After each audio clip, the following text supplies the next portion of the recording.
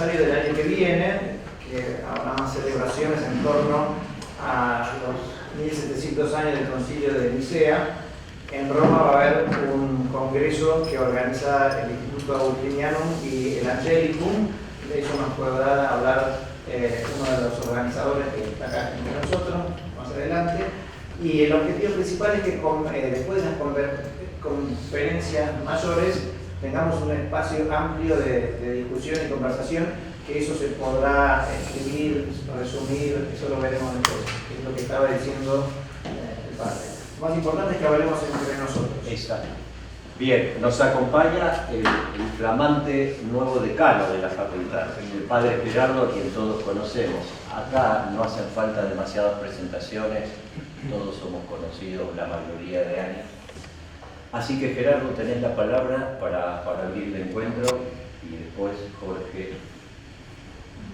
Bueno, muchas gracias, bienvenido. Me toca oficialmente agradecer al Departamento de Teología Sistemática que tuvo la idea, preparó, organizó y acompaña estas jornadas que quisieron llamar a 1700 años de Nicea, desafíos hermenéuticos. Agradezco de parte de la facultad también a quienes han querido y podido participar, especialmente quienes vienen de Chile, el doctor Samuel Fernández y el doctor Rodrigo Polanco, a quienes le damos una particular bienvenida. Y a todos han venido de diferentes lugares para compartir, como lo han pensado los organizadores, más coloquio y simposio que simplemente escucha de investigaciones particulares. Por supuesto, agradecemos porque cada uno poder ir viendo este día y nos encomendamos al Espíritu que ha alentado la fe y su profesión de fe y la ha sostenido, creo que se podría decir milagrosamente, 1700 años profesando la misma fe. Puede ser un signo de la presencia del Espíritu que acompaña al pueblo santo de Dios. Y entonces, en el nombre del Padre, del Hijo y del Espíritu Santo, amén. Gloria al Padre y al Hijo y al Espíritu Santo. Como en el principio, ahora y siempre, por los siglos de los siglos. María, sede de la sabiduría, ruega por nosotros.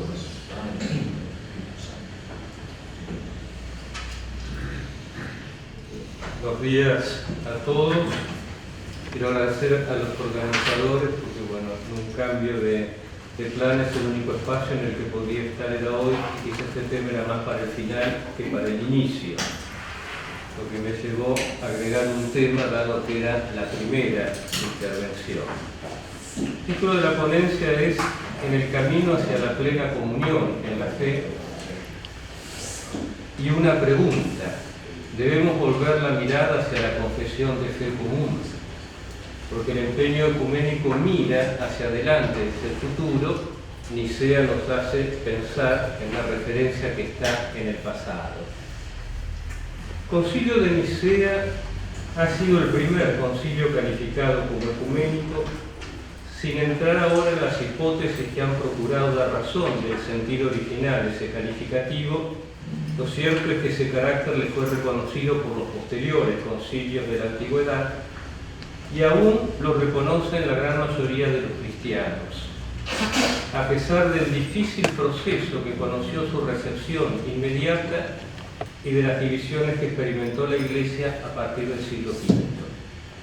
Esto explica en gran medida la atención que se le ha prestado a este concilio en espacios ecuménicos ante la cercanía de un nuevo centenario. Esta mañana querría detenerme en dos aspectos. Primero, cierto modo introductorio, la celebración común de este centenario y los temas propuestos para la ocasión. Y segundo, la vigencia de la fe nicena en el ámbito de las relaciones ecuménicas. Primer tema, hacia una celebración común y los temas propuestos. En mayo de 2014, Bartolomé, patriarca de Constantinopla, al encontrarse con el Papa Francisco en Jerusalén, señaló el significado ecuménico de una celebración conjunta de los 1700 años del Concilio de Nicea, en hoy Iznik, ofreciéndose como anfitrión. En el itinerario hacia esa meta, el patriarcado patrocinó la conferencia teológica que organizó la Fondazione per le Scienze Religiose de Bologna y que tuvo lugar en Estambul, diciembre de 2022, entiendo que participó Samuel, cuyo propósito era considerar el estatus, cuestiones y los tópicos olvidados del primer concilio ecuménico. En su locución de apertura, un estilo un poco precrítico en algunas afirmaciones, Bartolomé señaló desde su punto de vista los temas esenciales para una agenda preparatoria de ese gran aniversario en los diálogos teológicos y las conferencias, los seminarios teológicos y el ministerio pastoral. Temas son la promoción de la importancia del concepto real de sinodalidad y su contribución en el camino hacia la unidad. Este tema es desafiante para la ortodoxia a nivel universal, no logra superar las tensiones local-universal y ahora se ha sumado una crisis muy grave que hace que las principales sedes estén recíprocamente excomulgadas. La comprensión del lugar central del símbolo ecuménico de Nicea para el mundo cristiano y la pertinencia para una celebración conjunta del Santísimo Día de la Pascua. Esto último teniendo en cuenta que a pesar de los diferentes calendarios que rigen las tradiciones cristianas, el próximo año la Pascua coincidirá para todos en el mismo día. La Iglesia Católica, que acogió positivamente las propuestas en instancias oficiales, comenzó a referirse a ella de modo más explícito solo en los últimos 2 años. El primero en prestarle una debida atención ha sido el cardenal Kurt Koch, presidente del Dicasterio para la Unidad de los Cristianos, al mismo y simultáneamente, que al mismo tiempo fue la prolucio de la plenaria del 22, pero lo sustancial es una contribución que él ofreció en la obra homenaje a Teresia Heinthaler. Después se ha traducido a distintos idiomas y ha sido objeto de conferencia. Quien subrayó la importancia de la celebración ecuménica de Nicea y los temas centrales para tener en cuenta: la confesión de fe cristológica, la cuestión crucial de la fecha de la Pascua, la teoría y la praxis de la sinodalidad y la relación entre sinodalidad y autoridad.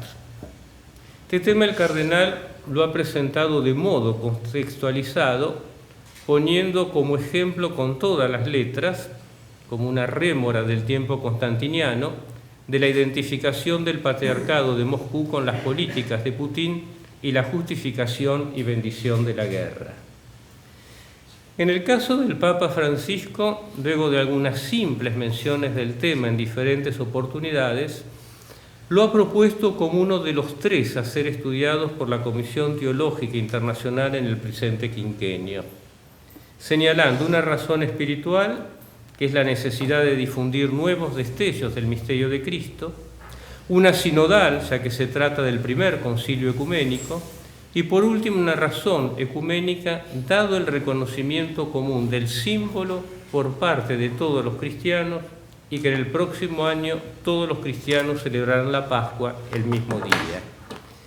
Este año el Papa ha vuelto al tema en la bula de convocación del jubileo, señaló los mismos temas, pero agregó: Nicea también representa una invitación a todas las iglesias y comunidades eclesiales a seguir avanzando en el camino hacia la unidad visible, a no cansarse de buscar formas adecuadas para corresponder plenamente a la oración de Jesús, que todos sean uno como tú, Padre, estás en mí y yo en ti, que también ellos sean uno en nosotros, para que el mundo crea que tú me enviaste. Si abrimos un poco más el horizonte, las comuniones mundiales, con excepción del Consejo Metodista Mundial, no se han manifestado aún de un modo explícito acerca de la conmemoración de este centenario. Mientras que el Consejo Mundial de Iglesia no solo ha puesto de manifiesto la importancia de la conmemoración, sino que además Fe y Constitución ha convocado en vista de esta ocasión su conferencia mundial prevista para los días 24 a 28 de octubre del 2025, siendo anfitriona la Iglesia Copta. El lugar elegido para la conferencia es el monasterio de San Bishoy and Wadi el Natrum, las cercanías de Alejandría, cargado de valor histórico, asociado a la figura de Atanasio, líder, vamos a ver de acuerdo a qué lectura, de la fe nicea. Y el tema englobante del evento es Nicea 2025, vivir juntos la fe apostólica hoy, conmemoración del 1700 aniversario del primer concilio ecuménico de Nicea.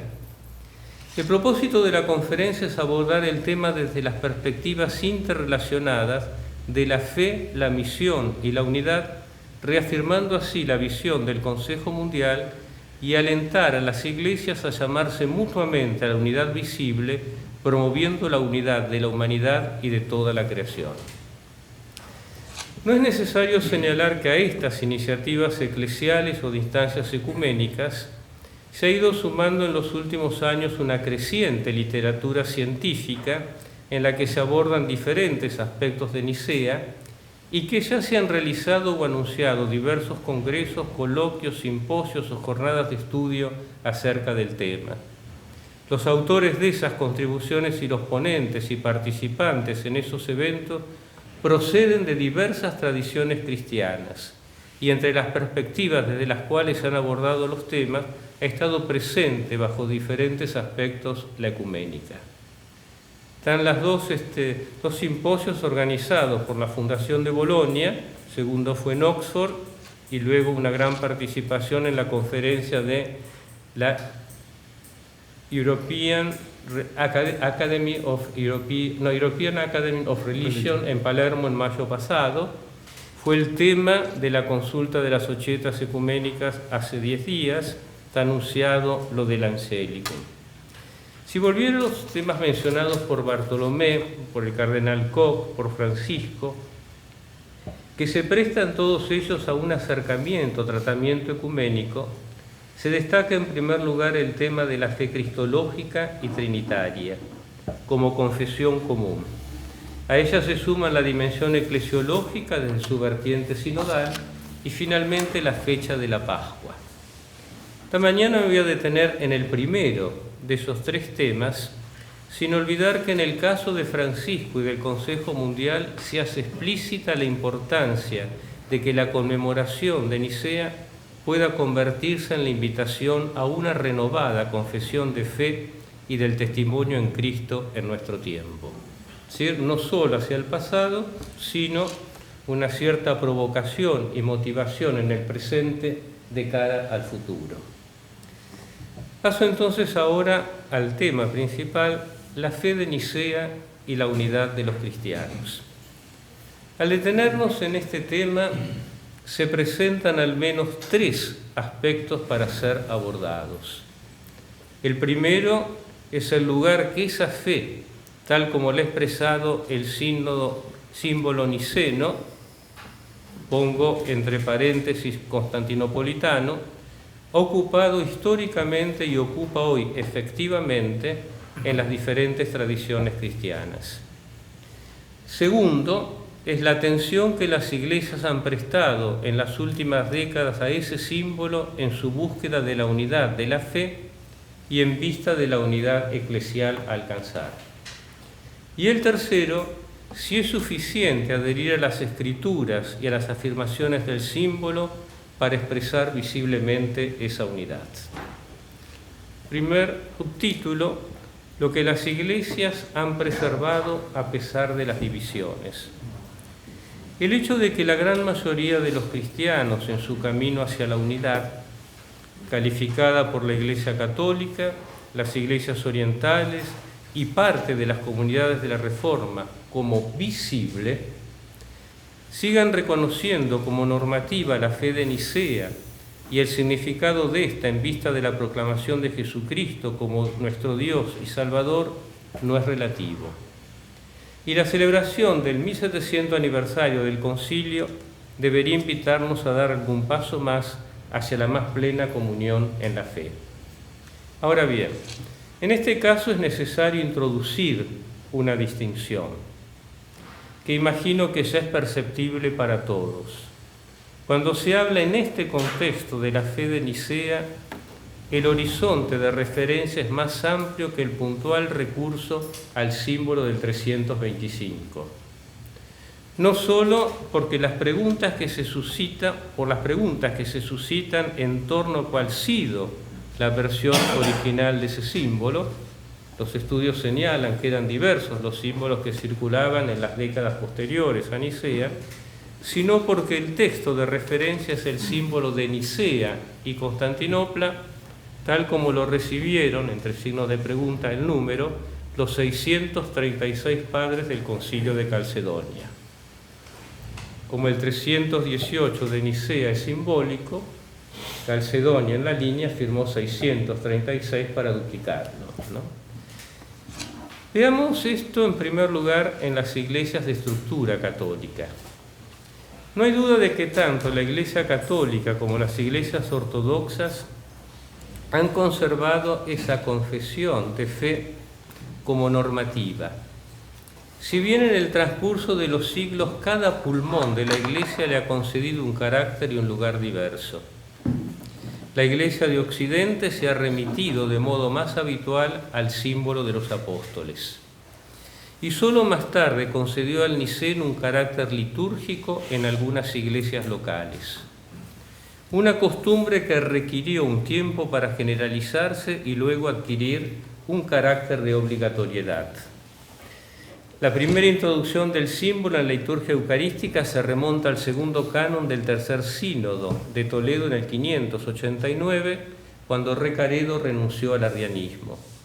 A partir de allí comenzó a extenderse la práctica hacia las Galias, Irlanda y luego al reino de los francos, permaneciendo Roma un tanto resistente respecto a esa invocación. Solo en 1014 Benedicto VIII introdujo el símbolo en la celebración eucarística.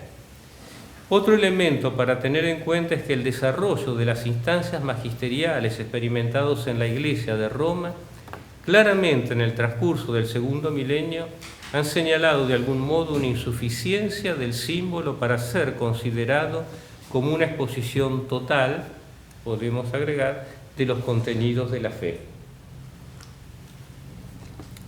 Las iglesias ortodoxas, en cambio, le han concedido al símbolo niceno-constantinopolitano un lugar central como expresión de su fe y han puesto de relieve muy pronto su carácter doxológico y litúrgico. La normatividad habría sido sancionada por el emperador Justiniano en el 533, mientras que su recitación en el ámbito de la celebración de la Divina Liturgia fue introducida por el patriarca Timoteo I, fue patriarca del 511 al 518, y prescrita como una práctica habitual por el emperador Justiniano II en el 568. A esta diferencia se suma el hecho de que las iglesias ortodoxas no han conocido el desarrollo de instancias magisteriales. No habrá nada hasta la Confessio Fidei de Dositeo en el siglo XVII, después de la crisis del patriarca Cirilo Lucaris, que había publicado una confesión de fe calvinista en Ginebra. No hay ningún texto normativo desde los concilios de la antigüedad hasta el siglo XVII. Por lo tanto, las enseñanzas normativas no formuladas en el símbolo son bastante más reducidas en número comparadas con la de la Iglesia Católica. Además, entre ambas tradiciones hay una dificultad que actualmente ha perdido densidad en cuanto a divergencia dogmática, pero que se mantiene como problema eclesiológico: la introducción unilateral por parte de la Iglesia de Occidente del filioque. Los ortodoxos se remiten a la determinación del Concilio de Éfeso, el Canon VII, para sostener la ilicitud de otras fórmulas de fe o la alteración de la fórmula de Nicea-Constantinopla. Es llamativo, si ya no tiene densidad para la gran mayoría dogmática, el lugar que se ha dado a este tema un pendiente en algunas de las recientes contribuciones ortodoxas publicadas en vista del cercano centenario. Lo tienen mucho más presente que nosotros. El mismo carácter normativo y doxológico le reconocen al símbolo niceno-constantinopolitano las demás iglesias de estructura católica. En primer lugar, las iglesias ortodoxas orientales o de los tres concilios, copta y etíope, para la tradición más bien que parte de Alejandría, siro-ortodoxa, siro-malankar de Antioquía y Armenia, cuya ruptura de la gran iglesia se produjo a partir de las divergencias en la expresión del misterio de Cristo en el siglo V, por fidelidad a la formulación de Cirilo. Por esta razón, el camino de recepción del símbolo ha sido más complejo, con una complejidad que se nos escapa en todos los detalles, porque no hay fuentes, porque la ruptura de la comunión se produjo precisamente en la ocasión y a partir de la instancia conciliar que reconoció en la Gran Iglesia el símbolo de Nicea y de Constantinopla. Por lo tanto, donde la Gran Iglesia recibió la fórmula definitiva, se produjo la ruptura de las iglesias que hoy llamamos orientales ortodoxas. Wolfram Kissing, en una obra que acaba de publicar sobre las confesiones de fe, sostiene que hay pruebas externas, que es uno de los primeros indicios, del momento y el lugar en que el símbolo se introdujo en la divina liturgia de la iglesia de Antioquía.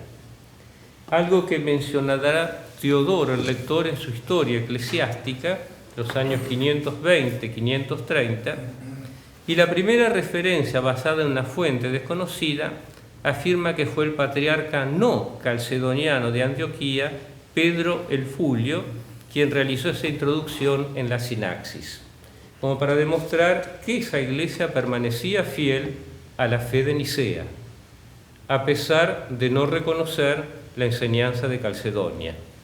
Porque el gran argumento también era, de acuerdo a la interpretación del Canon 2 de Éfeso, que a la enseñanza de Nicea no se podía agregar ninguna otra enseñanza con el mismo carácter.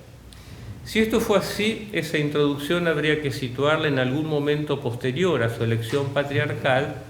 Fue accidentada, fue en el 471, luego asumió un patriarca calcedoniano, volvió a ser patriarca en el 475-77, volvió a ser desplazado y finalmente volvió a ser patriarca del 485 al 488. Lo cierto es que no hay elementos relativos a las circunstancias que rodearon esos cambios litúrgicos, tampoco hay demasiada probabilidad que ese fuera el origen de la posterior costumbre bizantina, que fue en el siglo siguiente de introducirlo, ni claridad si la bizantina fue la fuente a partir de la cual la recitación del símbolo se introdujo en la liturgia en la Iglesia de Occidente. Se constatan las fechas, no hay por el momento elementos que permitan señalar si hubo vínculos entre uno y otro. La permanencia de las iglesias orientales ortodoxas en la fe nicena se puso de manifiesto en los diálogos entablados entre estas y la Iglesia Católica, sea por la referencia explícita al símbolo niceno-constantinopolitano o por una alusión más amplia a la fe de los tres primeros concilios. Para señalar solo tres ejemplos, donde se recurre a Nicea como fe cristológica, aparecerá en otro de los textos en el recurso a Nicea como modelo de comunión eclesial y de sinodalidad. Eso lo dejo de lado porque me he centrado en otro aspecto. Primero de los ejemplos, y es quizá el más claro, es la referencia al credo niceno presente en la declaración cristológica firmada por Juan Pablo II y Mar Ignacio Saca I Iguas, patriarca siro-ortodoxo de Antioquía en 1984, en las que, y leo textualmente, ambos confiesan la fe de las dos iglesias formulada por el Concilio de Nicea y conocida como credo niceno.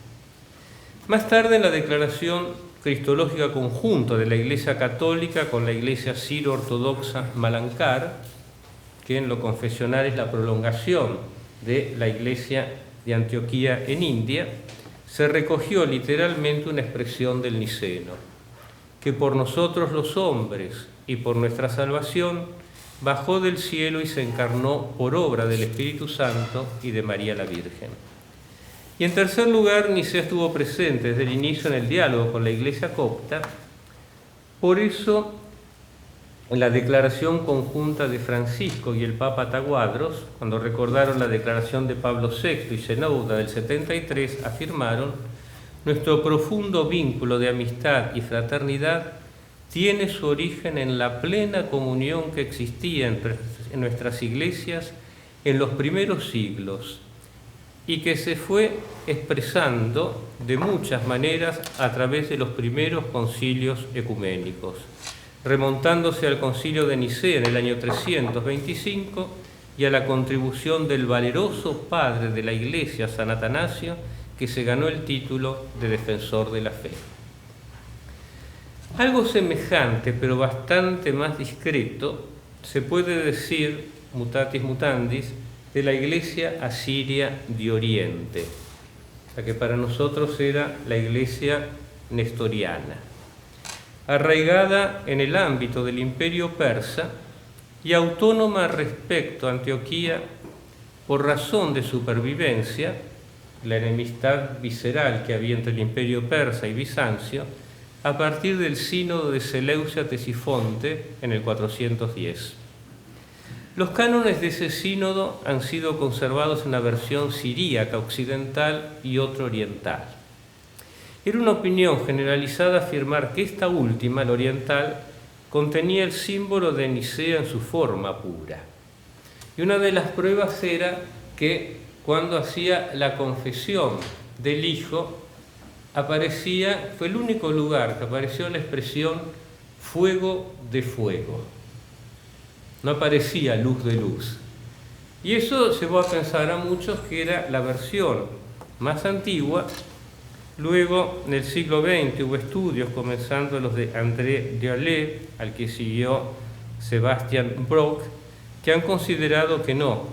Los nuevos elementos dicen que la versión original sería la versión occidental, donde aparece luz de luz. Entonces sería un problema, no sé si de traducción, de recoger en los códices.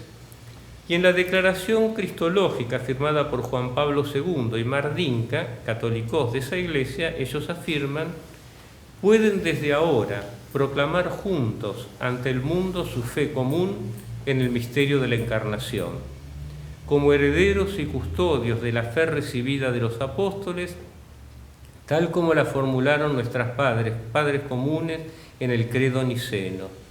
Confesamos a un solo Señor Jesucristo, Hijo único de Dios, engendrado del Padre desde la eternidad, que en la plenitud de los tiempos bajó del cielo y se hizo hombre para nuestra salvación. Voy a un ritmo razonable. ¿Sí? ¿Sí? Pasemos ahora entonces en el mundo occidental a las iglesias de modo genérico de tradición protestante. Cuando pasamos a este mundo tan amplio y diversificado, si tenemos en primer lugar en cuenta las iglesias y comunidades originadas en la así llamada Reforma magisterial del siglo XVI, anglicanos, luteranos y reformados, es claro que prácticamente todas ellas, de acuerdo con lo que era habitual en la Iglesia de Occidente, prestaron una mayor atención al símbolo de los apóstoles como enseñanza doctrinal. Sin embargo, todas conservaron el sínodo niceno-constantinopolitano como un texto normativo recibido desde antiguo. Pero en esto era propio, ¿no es cierto?, del mundo occidental del segundo milenio, la referencia era el símbolo de los apóstoles. En el caso de la Iglesia anglicana, el símbolo niceno se conservó no por provenir de un concilio ecuménico, sino de acuerdo a lo que afirma el número 8 de los 39 artículos de la fe, la versión de 1571, ya del reinado de Isabel I. Este debía ser recibido y creído completamente, así como sucede con el atanasiano y el de los apóstoles, porque puede ser probado por las más seguras garantías de la Escritura. Era contenido de la Escritura que garantizaba la verdad y lo normativo de los símbolos. Por esa misma razón permaneció en las sucesivas versiones del libro de la oración común, comenzando por la primera edición autorizada. Tiene mucho más valor en la vida concreta de los anglicanos que los artículos de la fe de 1549, y ocupado un lugar en el orden de la celebración de la Cena del Señor. El de los apóstoles lo leen en la oración de la mañana y el atanasiano en el de la tarde. Siguen siendo muy monásticos y estos espacios tienen más valores para ellos que a veces que la celebración o el servicio de comunión. En 1888, ante la diversidad de creencias y prácticas que se habían ido desarrollando, a medida que el anglicanismo se expandía en diferentes lugares geográficos y culturales y no se reducía ya a la Iglesia establecida de Inglaterra, la conferencia de Lambeth definió lo que se conoce como el cuadrilátero de Lambeth, que una de las 4 bases de la unidad anglicana era la referencia al credo de los apóstoles, y agrega, como credo bautismal, y al de Nicea, y agrega, como definición suficiente de la fe cristiana. Cuando he hablado de la Iglesia Católica me planteaba si era una definición suficiente para la unidad. Para la comunión anglicana considera que es una definición suficiente para la fe cristiana y que mantiene la unidad en la fe de los anglicanos. Ahora bien, en su momento el cuadrilátero fue criticado por ser minimalista y anticonfesional e incluso no litúrgico. Y en las últimas décadas se han recomendado varias versiones ecuménicas de 40 años internacionales del credo en lengua inglesa, y esas versiones fueron adoptadas en principio en la mayoría de las provincias anglófonas, a pesar de las dificultades que han dado lugar a pequeñas adaptaciones. La más notable de ellas, en momentos de reivindicaciones de género y los reclamos de un lenguaje inclusivo, se presentó al intentar una mejor traducción de la expresión del Espíritu Santo y de la Virgen María al abordar la frase "y se hizo hombre". Se optó por la expresión "se hizo fully human", plenamente humano, así como previamente por nosotros los hombres y nuestra salvación se borró hombre, por nosotros. Y asimismo se excluyó la clausa filioque al momento de afirmar la procesión del Espíritu Santo. Por las raíces en el anglicanismo, el metodismo ha conservado el mismo reconocimiento del niceno que muchas veces se recita en el ámbito litúrgico, si bien no hay ninguna afirmación al respecto en los 24 artículos de la fe, que es la reducción de Wesley de los 39 artículos de la fe de la Iglesia de Inglaterra. La Reforma luterana, con su impronta fuertemente confesional, se consideró siempre a sí misma en continuidad con las enseñanzas de la Iglesia de los Padres. Por eso los textos confesionales del siglo XVI no buscaron innovar esas enseñanzas, sino actualizarlas e interpretarlas.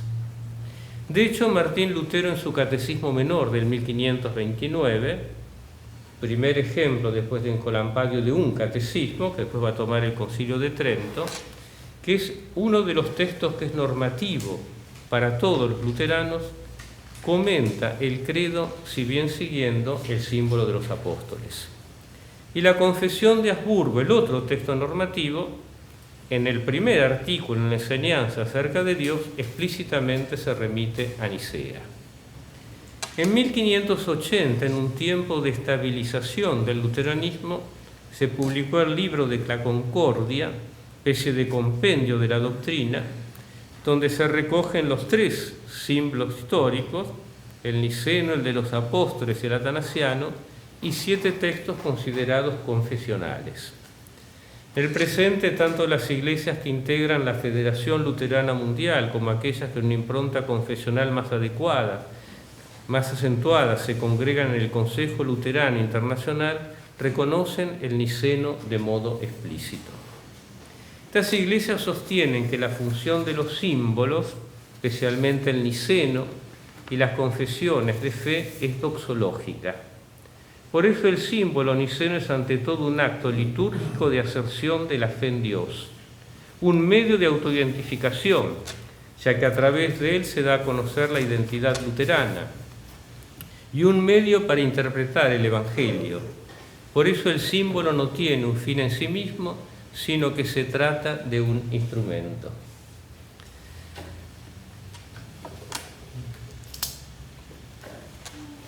Algo diferente sucede con las iglesias de tradición reformada.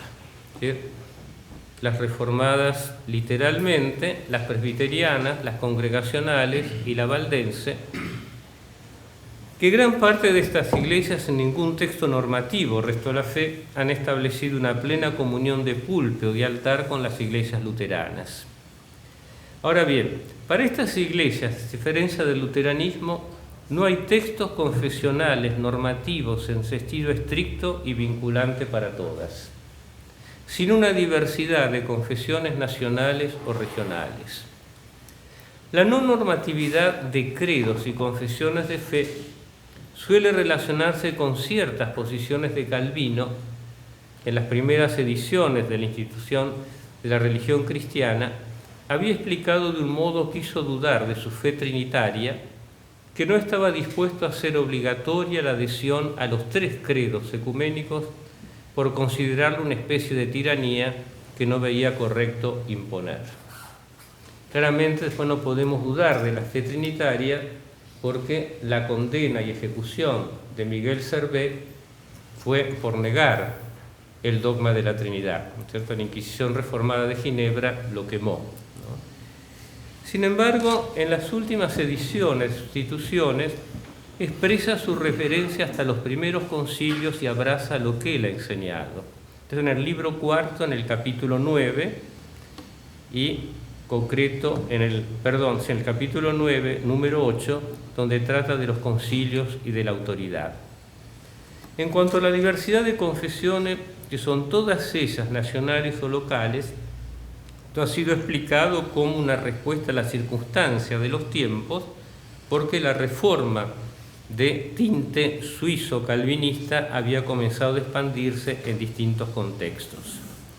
Ahora bien, un ejemplo es la Confesión Reformada Francesa de 1559, que declara su adhesión a los antiguos credos, indicando la autoridad suprema de la Biblia, y por eso señala el valor de los 3 credos antiguos, porque están de acuerdo con la palabra de Dios, o la Confesión belga, que cuando habla de la Trinidad y los herejes condenados por los primeros concilios, afirmaba: por lo tanto, en este punto recibimos de buen grado los 3 credos, al saber el de los apóstoles, el de Nicena y el de Atanasio. El resto de las iglesias de ámbito protestante, sobre todo aquellas menos confesionales y un fervir más experiencial, de las que se encuentran ejemplos de recursos al niceno, así como al símbolo de los apóstoles, no es claro definir el grado de normatividad que se les reconoce. Y para todo el protestantismo, en mayor o menor medida, se plantea la pregunta acerca de la interpretación y el significado de cada uno de los artículos del símbolo, ya que el hecho de haber conservado la letra no garantiza por sí solo una misma o idéntica interpretación.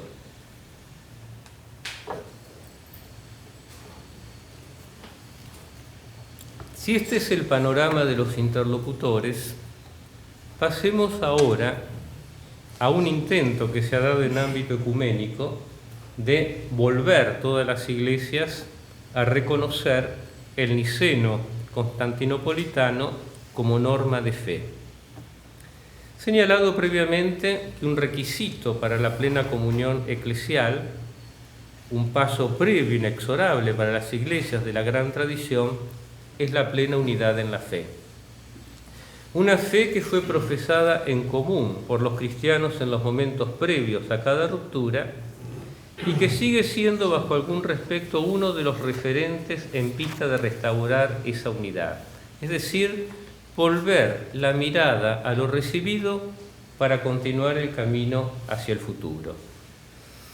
Es significativo que hace casi 50 años, es decir, antes que Fe y Constitución iniciara su estudio sobre la expresión común de la fe, y que en el Consejo Mundial de Iglesias se pensaba de acuerdo al modelo de unidad orgánica en la elaboración de una nueva profesión de fe ecuménica. En la unidad orgánica cada iglesia tenía que renunciar a su identidad para crear una nueva.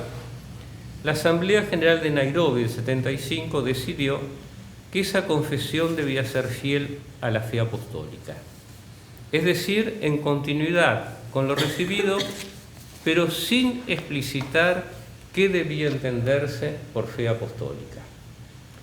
La realización de ese estudio, teniendo en cuenta la decisión de Nairobi, fue aprobada por la plenaria de Fe y Constitución en Bangalore en el 1978. En la reunión de la Comisión Permanente de Annecy en enero de 1981, se realizó el nombramiento del grupo de trabajo que tendría la responsabilidad de conducir el proceso a seguir. El moderador designado fue Chantilliard, quien conservó esa posición hasta finalizar el estudio y ser publicado, y otros miembros que van a explicar en cierto modo la opción que se tomó luego fueron Ulrich Kuhn, profesor en Erfurt en ese momento, Wolfgang Pannenberg, Mary Tanner, anglicana, y el hoy patriarca Bartolomé, que fue miembro de Fe y Constitución hasta el 90.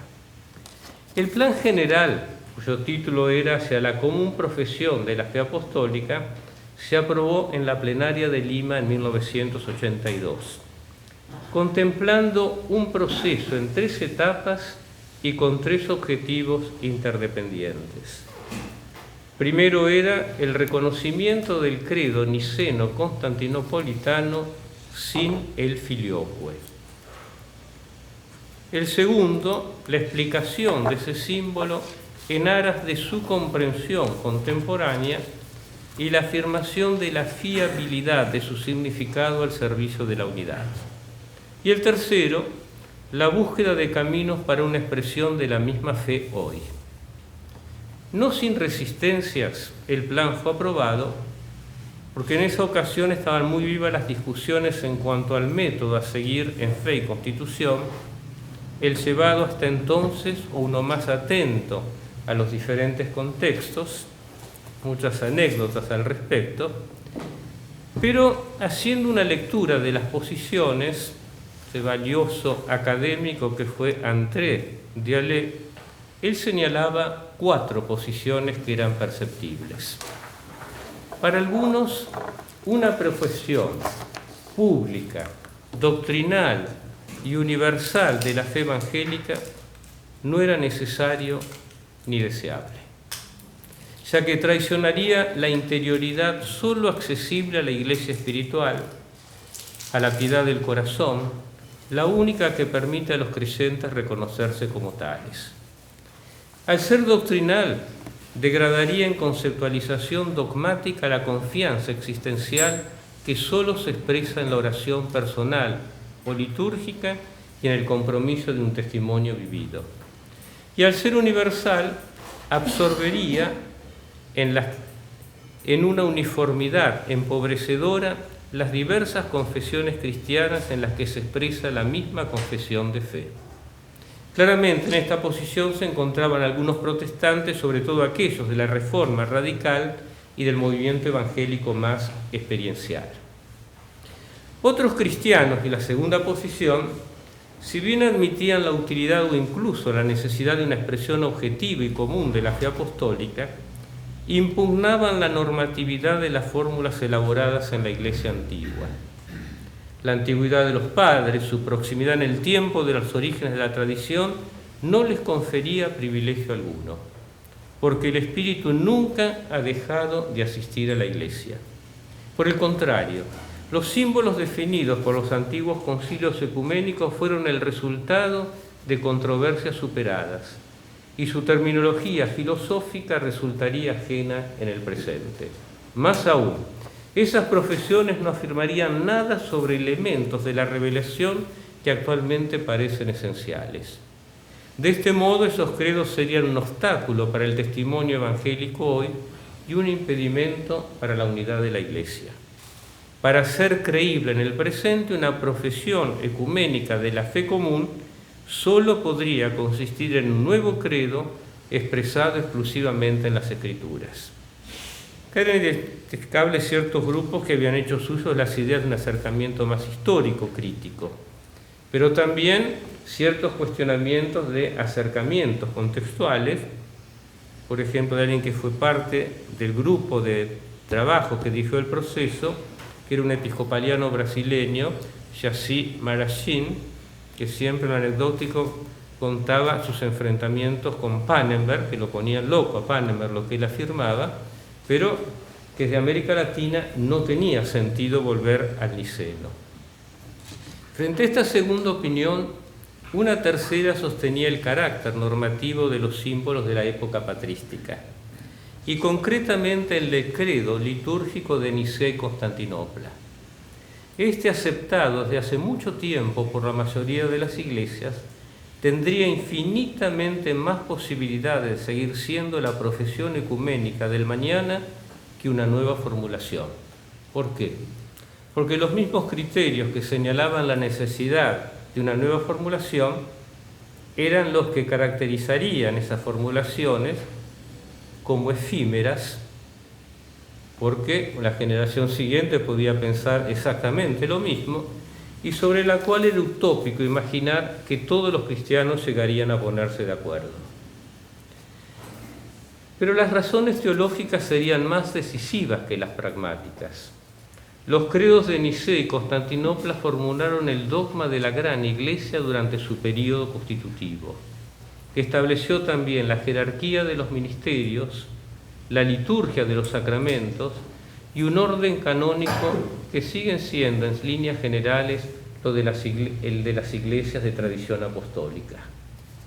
Ese carácter fundacional haría irreformables sus fórmulas, que expresan todo lo esencial de la fe en el lenguaje de la Biblia y de paso de una filosofía perennis no contaminada por compromisos con ninguna cultura particular. Esto podría ser cuestionado en cierto ámbito.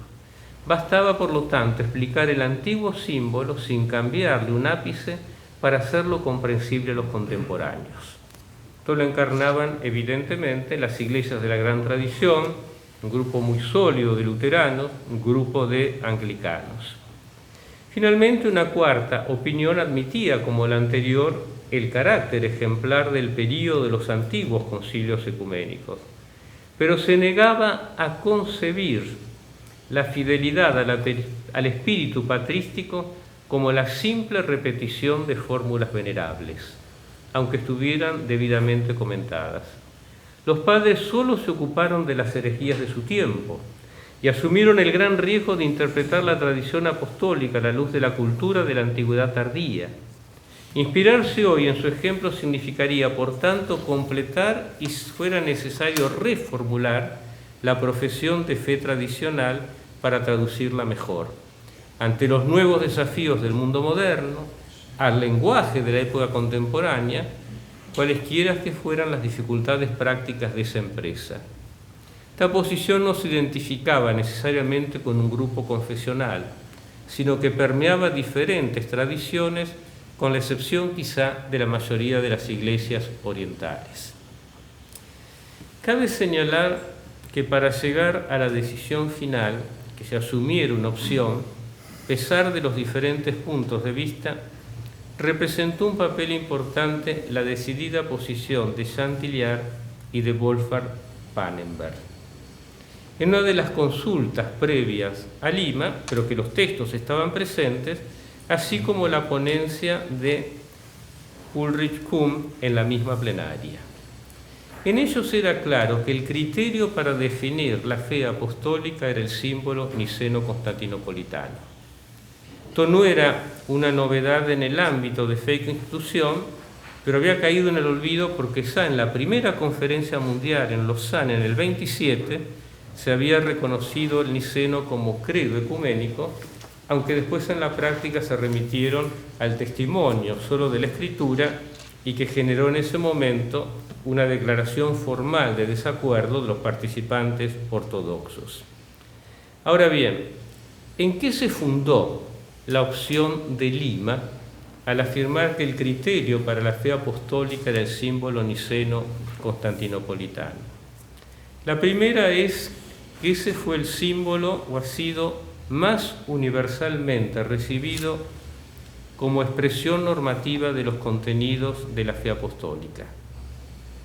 La segunda razón es que forma parte de la herencia histórica del cristianismo primitivo. Y la tercera es que ha sido utilizado litúrgicamente a lo largo de los siglos para expresar la única fe de la Iglesia. Como sucedió con otros símbolos, el origen se radica, si es Cesarea, si es Jerusalén, pero en las profesiones de fe bautismales, y es la misma fe que se profesa en la liturgia eucarística.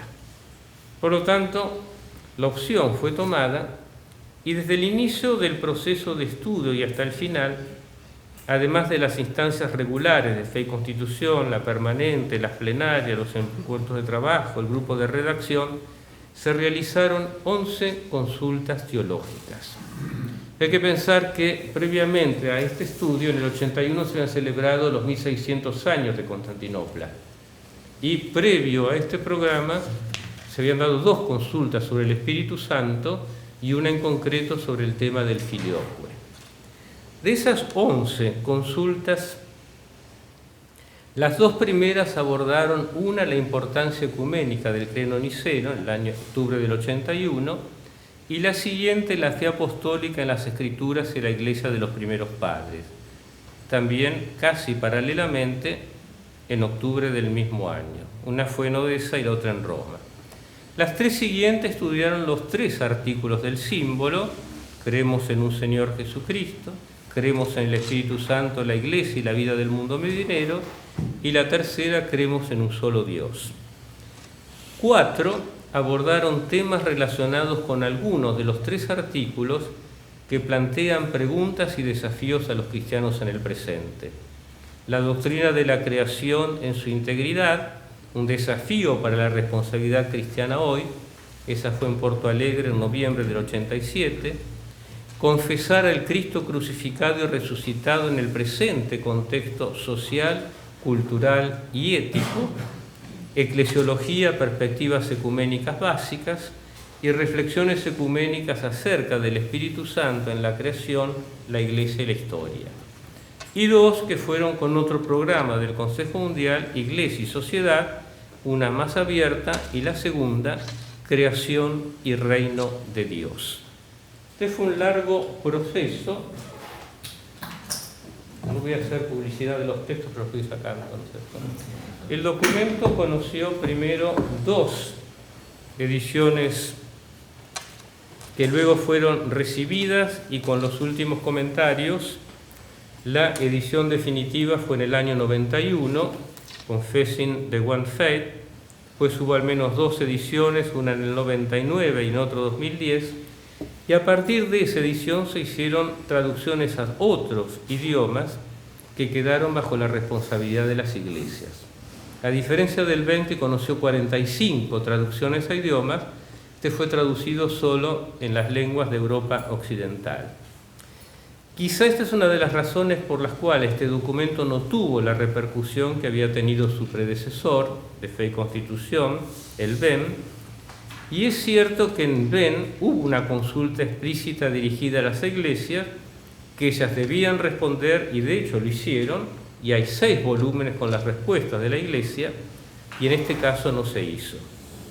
En los años posteriores a su publicación, la comunión en la fe, 5 minutos atrás, fue uno de los temas que fueron objeto de estudio en la 4ª conferencia, que cerró el estudio en el 93 en Santiago de Compostela, y en esa ocasión la ponencia teológica estuvo a cargo de Pannenberg, que al justificar la importancia de la comunión en la misma fe para la comunión eclesial, puso de relieve el lugar único del símbolo niceno-constantinopolitano, siendo una auténtica interpretación de la Escritura sobre el cual se han fundado los textos confesionales posteriores, es el único capaz de garantizar la comunión de la fe de modo diacrónico y sincrónico.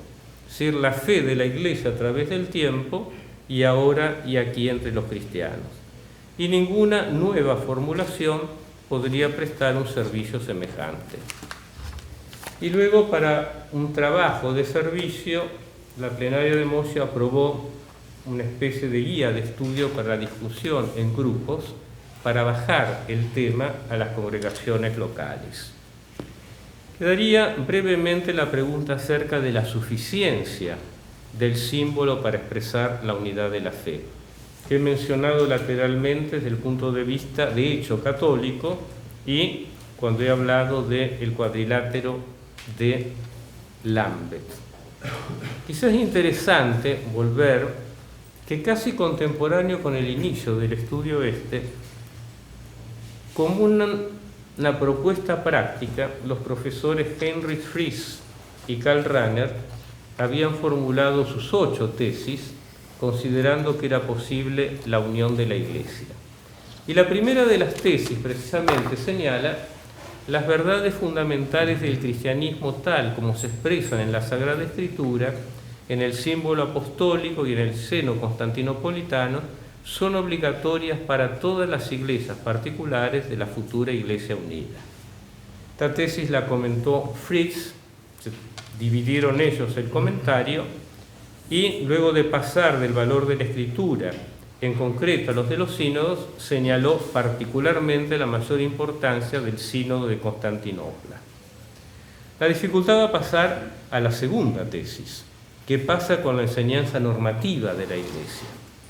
Y ellos dirán, ¿no es cierto?, lo que una Iglesia considera obligatoria, la otra no puede negarlo como no conforme al Evangelio, y lo que uno afirma no puede obligarlo a la otra, el principio definido como principio de la tolerancia existencial epistemológica, que es una de las tesis que mayores críticas recibió, y no solo de ámbito católico, porque reflejaban en las iglesias lo que se da de los simples creyentes, la distancia que se da entre la fides qua y la fides que.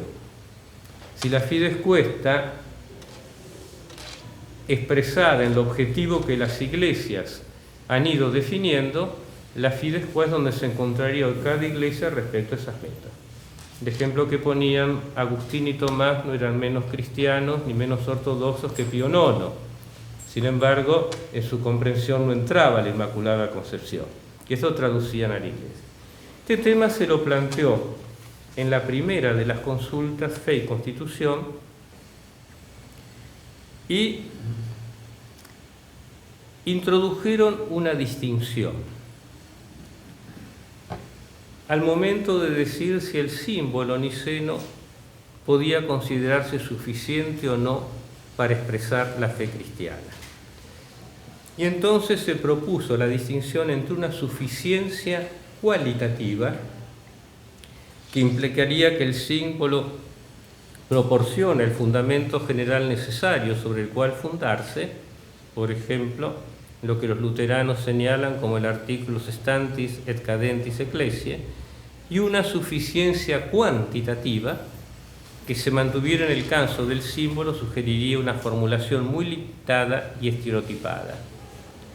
Pero es esta distinción entre suficiencia cualitativa y cuantitativa la que podría permitir afirmar que el símbolo contiene la base, y sin embargo muchas cuestiones importantes de la fe y de la vida cristiana no mencionan así en absoluto. Ahora, a partir de aquí, ya hago la pregunta y no hago el desarrollo en respeto al tiempo, se planteaban 2 cuestiones importantes. ¿Existen temas y conceptos bíblicos indispensables para la teología cristiana que no se mencionan en el símbolo? Esto es claramente para los católicos el tema de Eucaristía. Y en caso de una respuesta afirmativa, ¿se trata de una insuficiencia cualitativa del símbolo o podrían considerarse esos temas y conceptos como implícitos en lo que ya dice el símbolo?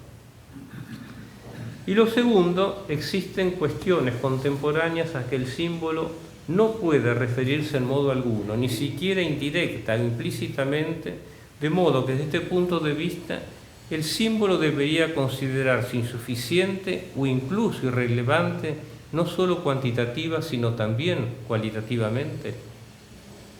La consulta trató de responder y dio algunos elementos, y me remito a las dos últimas explicaciones para pasar a la conclusión. Si bien el símbolo no aborda ciertas cuestiones contemporáneas, su importancia no disminuye en los asuntos que efectivamente abordó. Incluso se puede descubrir que ilumina indirectamente ciertas cuestiones actuales. Uno de los argumentos en contra está acerca de un lenguaje que sería anticuado, de una ontología que sería errónea, pero hay que reconocer las distinciones entre el lenguaje doxológico, el carácter que le reconocen algunos, el dogmático y el de una teología particular. Aunque es difícil ver cómo podrían usarse con integridad los tres lenguajes sin pretender la identidad sustancial de lo que se dice en todos ellos.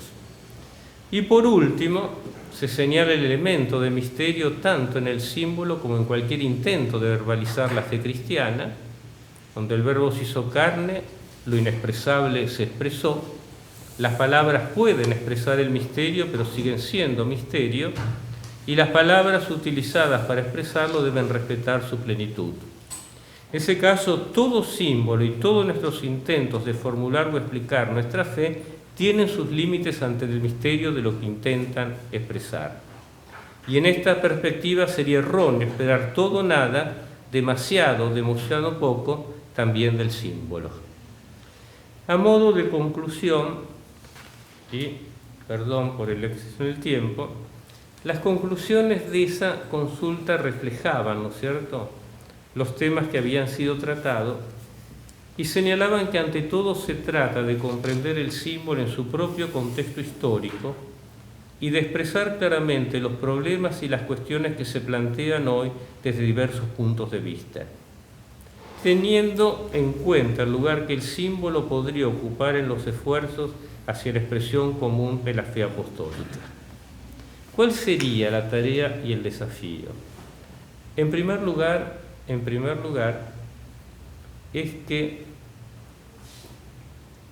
las iglesias no han dado el tercer paso que señalaba el programa, que era asumir el cómo lograr que éste fuera recibido más plenamente, entendido y creído en el contexto de las iglesias hoy. Y el segundo tema es que hoy estamos en el 2025 o 24 y que el contexto cambió respecto al de las últimas décadas del siglo pasado.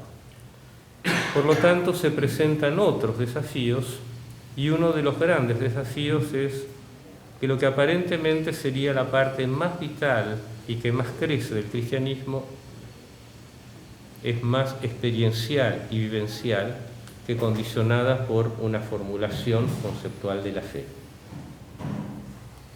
Me detengo aquí, ¿no?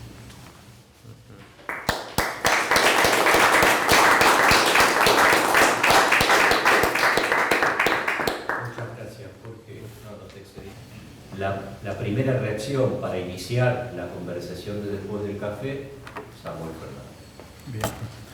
Bien, muchas gracias por la invitación y por la invitación a responder a este artículo. Muchas gracias, Jorge, también por el artículo.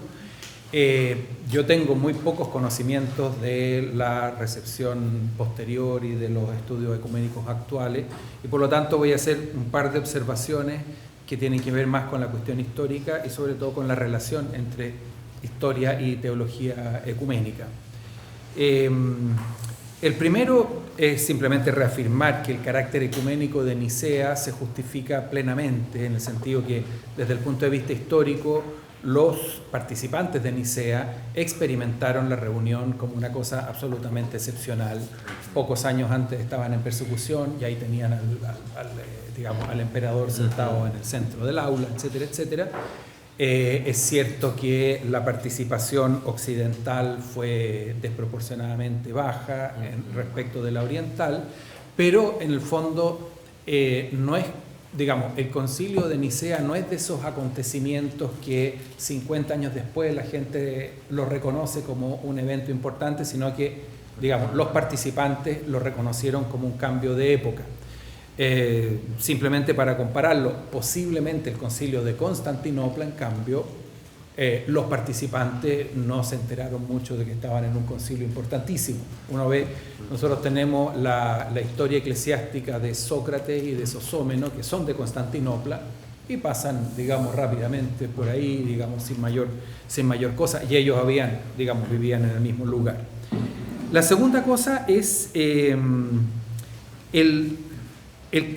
tema del carácter litúrgico del texto, que tiene mucho que ver también con la interpretación y con lo que viene después, es el hecho de que el propósito original del credo de Nicea es una fórmula de fe que logre excluir el arrianismo.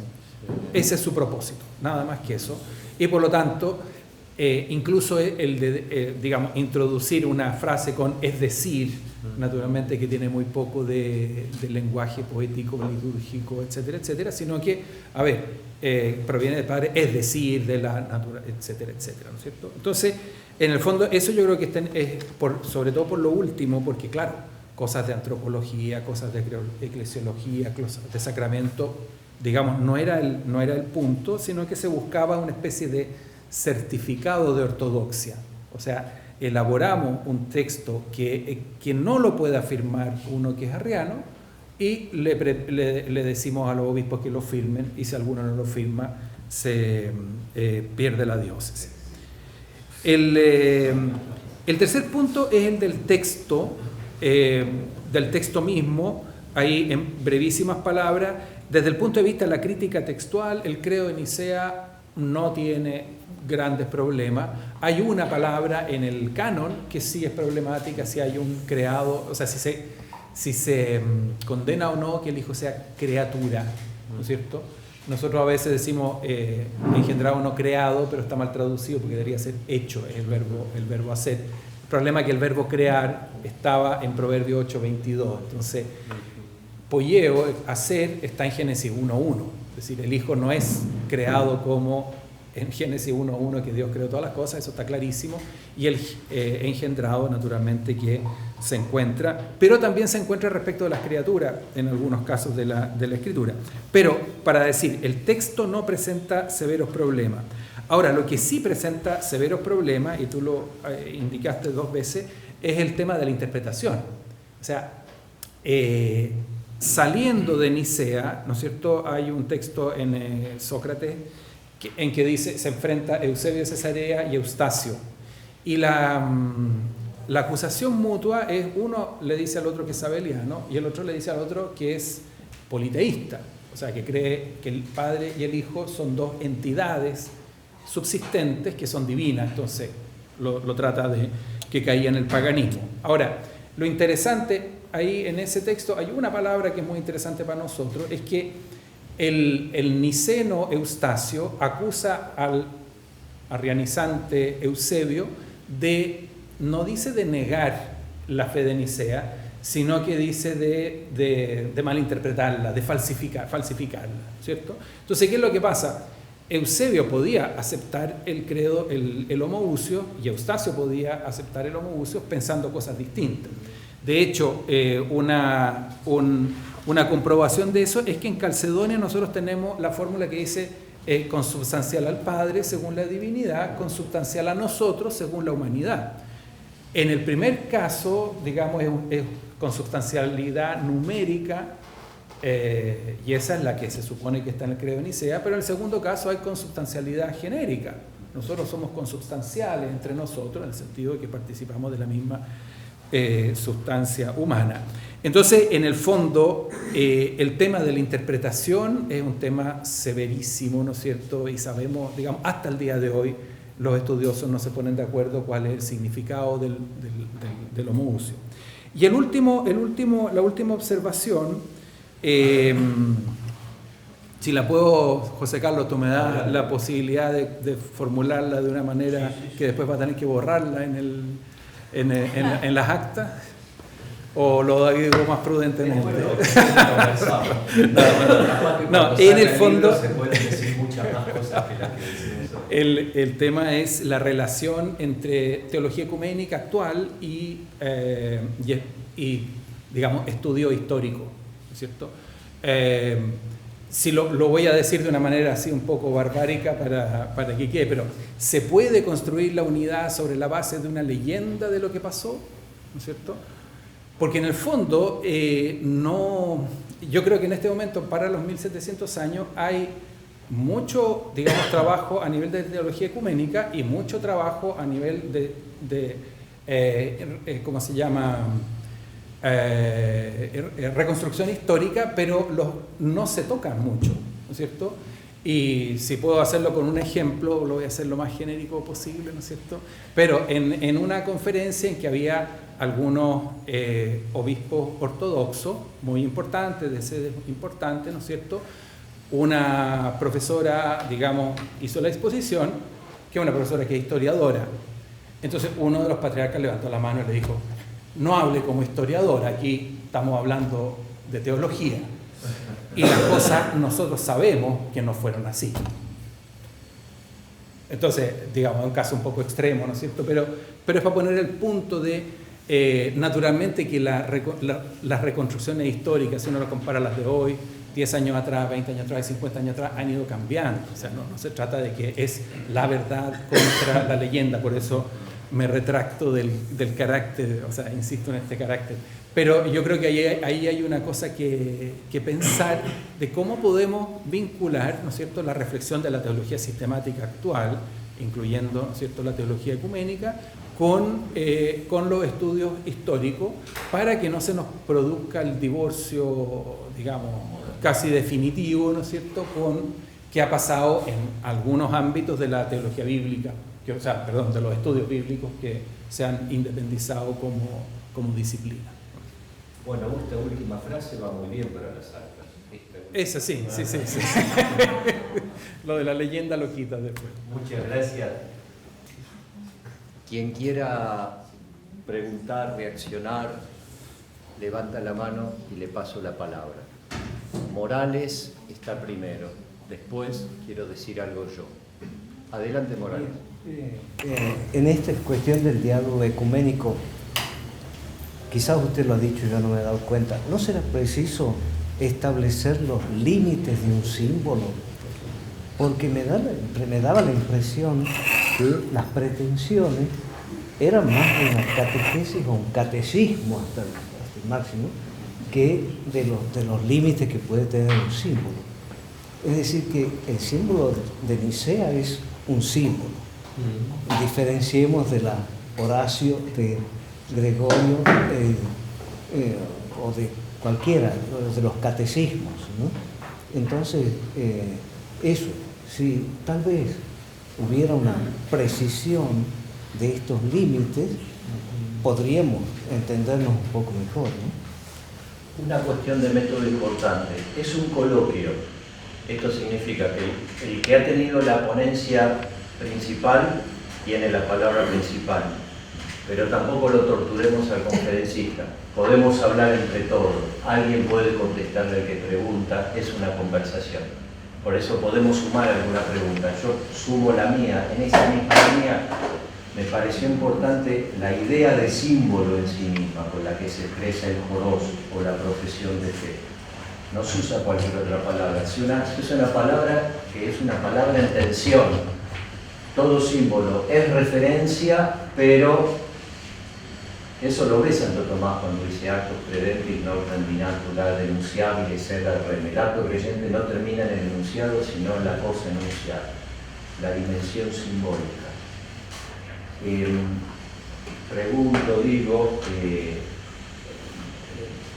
Esto me parece que también los padres, sobre todo los del siglo V, lo vieron, los de Constantinopla, cuando no reproducen la noción de homoousios para el Espíritu Santo y utilizan una fórmula que no es ontológica sino doxológica litúrgica, que es la de Basilio de Cesarea.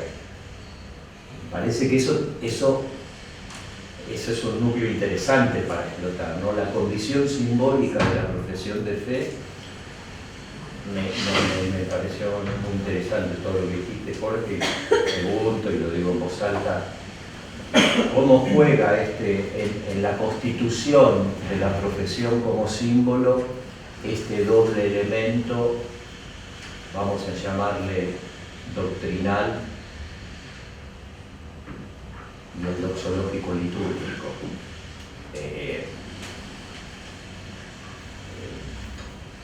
Bueno, si alguien tiene otra pregunta, otra intervención, podemos tomarla. Gonzalo.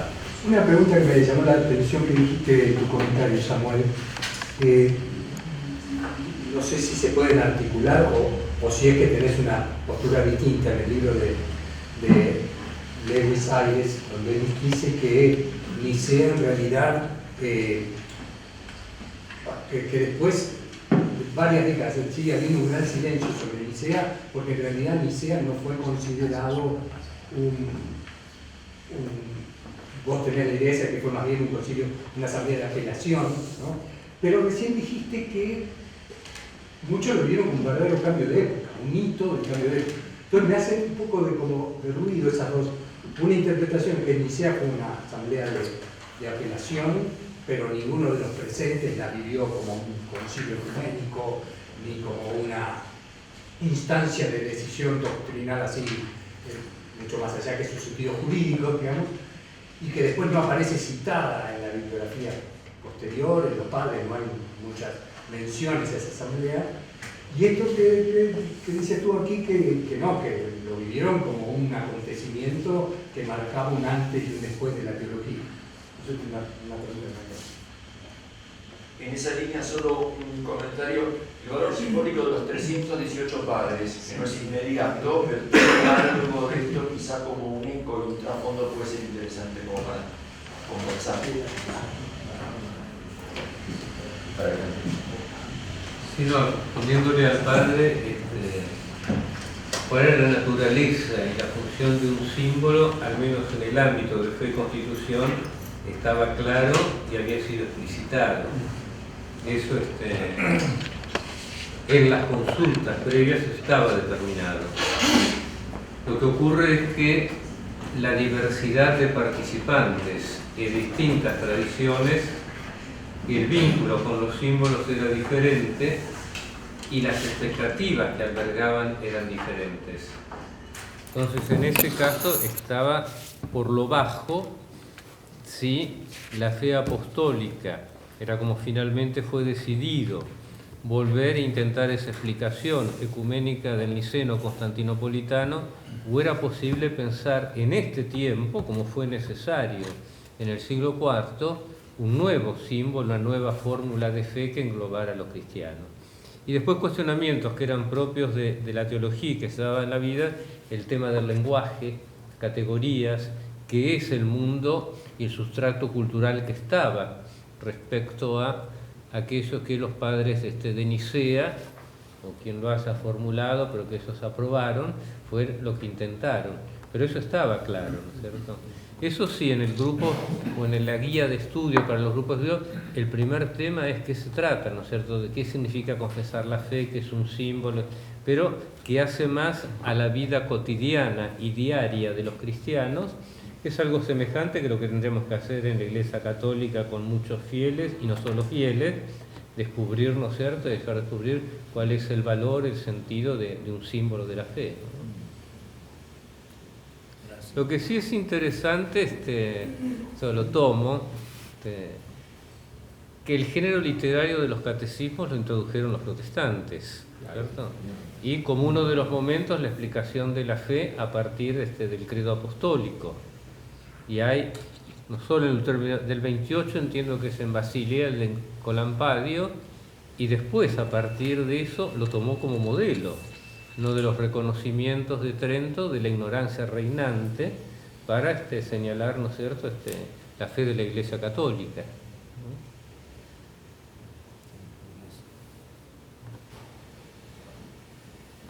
Perfecto. Bien, respondiendo a Gonzalo, Claro, yo escribí en un artículo sobre Eusebio que Nicea actuó como tribunal de apelación para Eusebio. Ahora, eso en un artículo específicamente sobre el tema de Eusebio. Entonces, yo creo que, digamos, para una presentación más amplia, más general, habría que decir, el concilio de Nicea fue un gran acontecimiento que tenía varios propósitos y actuó como tribunal de apelación para Eusebio, pero no es que se haya organizado para eso, sino que tiene un ámbito mucho más amplio. Por causa del licinio no se había podido celebrar sínodos en toda esa zona por algún tiempo, habían cuestiones canónicas pendientes, había cambiado mucho, digamos, las circunstancias eclesiales después de las persecuciones, y además también en Egipto estaba todo el problema con los milicianos. Entonces son varios los temas que se tratan, y por lo tanto mi preocupación es sobre todo insistir en que digamos, el papel que jugó Eusebio de Cesarea en el concilio fue el de estar defendiendo su fe porque había sido condenado algunos meses antes en Antioquía, pero yo estoy totalmente de acuerdo contigo que no habría que decir de que Nicea fue primariamente un tribunal de apelación, o sea, no se organizó para eso. Y la segunda cosa sobre el número de los participantes, yo aquí tengo la lista, digamos, Constantino en las cartas inmediatamente después del concilio habla de 300, Eustacio dice 270, Eusebio dice más de 250, o sea, están ahí, ¿cierto? Y va a ser Hilario Poitiers el primero que pone esta fecha, digamos, este número que es simbólico. Incluso algún texto posterior de Hilario sigue, de Atanasio, posterior al de Hilario, sigue hablando de más de 300, y luego ya todos van a concordar con el 318. Y una cosa que se me olvidaba de lo de Gonzalo es el hecho de que efectivamente nosotros tenemos una laguna de fuentes, pero así como decir que nadie se acordó de Nicea por 20 años, tampoco es, o sea, no tenemos fuentes, no sabemos de qué se acordaban, por lo menos, digamos. Ahora, a uno le llama la atención que no haya más fuentes, y yo creo que ahí hay una explicación que yo espero poder decir algo en la tarde, pero, digamos, yo creo que hay motivos, o sea, nosotros tampoco tenemos las actas de Nicea, o sea, es muy raro por qué tenemos tan pocas actas, tan poca información sobre Nicea. O sea, ese es un tema de estudio, no es simplemente una cuestión de que sucedió nomás. Porque nosotros tenemos Eusebio de Cesarea y Atanasio, ambos, o sea, las obras de Eusebio y las obras de Atanasio se conservaron muy bien. Nosotros tenemos, digamos, hay alguna obra que se perdió por aquí, por acá, o que llegó en lengua oriental, pero se conservaron bien. Y los dos escribieron obras apologéticas, los dos escribieron obras históricas. Entonces uno dice, ¿por qué no se les ocurrió, digamos, escribir y describir con mayor detalle la Asamblea de Nicea? Que si uno lee la vida de Constantino de Eusebio, dice, bueno, describe hasta de qué color iba vestido Constantino y de qué material era el asiento donde se sentó. Y después dice, bueno, y discutimos algunas cosas teológicas, y después tuvimos un gran banquete en que se sirvió esto, etcétera, etcétera. Entonces, eso no es simplemente, digamos, ahí hay un tema, digamos. Entonces, los silencios sobre Nicea, digamos, no se pueden interpretar tan fácilmente. ¿Y qué incluiría ese texto que pone Focio sobre, él leyó un texto de Nicea que lo repite ahí en su Medio Biblon? ¿Cuál habrá sido ese texto? Claro, la verdad que no tengo en mente el texto de Focio. Bueno, él en el Medio Biblon, cuenta los libros que ha leído, claro, etcétera, etcétera, y en uno de ellos... ¿Te acuerdas el número del códice? Sí. Porque ahí lo puedo mirar. Ahí. Sí, vamos a ver porque tenía preparado para más tarde. Ya. Todos tenemos un ángel, hermano. Claro. Vamos a ver. Sí, porque mientras tú lo buscas, o sea, en Nicea 2, nosotros tenemos que había un dossier de cartas de Eusebio, acusatorias contra Eusebio. O sea, se ve que había un dossier. Sí. Ahora, lo que pasa es que todos o sea, todos quienes se dedican a la historia eclesiástica le tenemos cariño a Eusebio. Entonces, ¿por qué denigrarlo más? ¿No es cierto? O sea, yo creo que hay, bueno, después podemos... En el Mirio Biblo, en 88. 88, y lo voy a mirar por El texto que él comenta, uno que, no sé, bueno, uno nunca sabe si es auténtica el título, Concilio de Nicea. Ajá. Ahí donde narra cuando Constantino fue bautizado por un sacerdote ortodoxo en la fe de la gran iglesia, etc. Ya, perfecto, ahí lo voy a mirar. Eusebio de Nicomedia. De Nicomedia, sí. ¿Cómo? Eusebio de Nicomedia lo bautizó, ¿no? Ah, bueno, pero la Claro. cuestión es que dice que era un sacerdote, dice, a ver, espera. Dice, por un ministro de la verdadera fe. Ese es el texto de Focio, ¿no? Claro. Levantó la mano Claro. Hernán. Dos cosas. Uno, con respecto a lo que estaba diciendo Samuel, Espera, Hernán, porque si no, no vas a salir en la grabación. Aprovecha de decir cosas. No, además te voy a volver sobre el tema de la leyenda. Pasa que no quiero.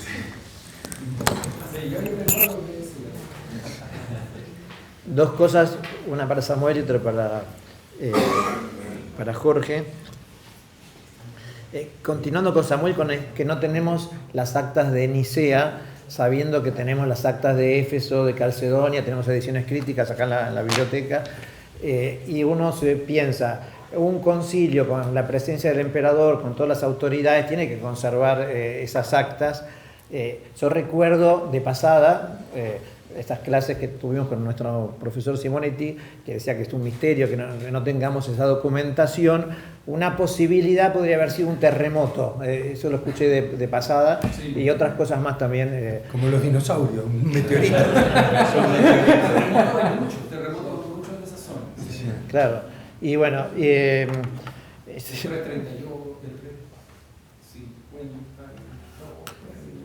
58 fuerte.